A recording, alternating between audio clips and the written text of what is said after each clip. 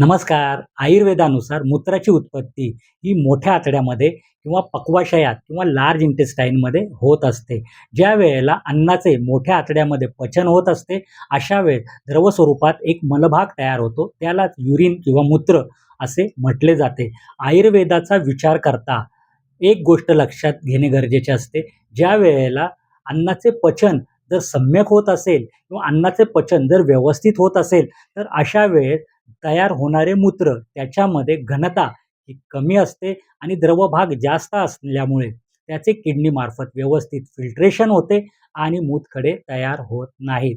आयुर्वेदाचा उद्देश फक्त झालेले मूतखडे काढून टाकणे हा नसून वारंवार मूतखडे तयार होण्याची टेंडन्सी ही समूळ नष्ट करणे हा आहे.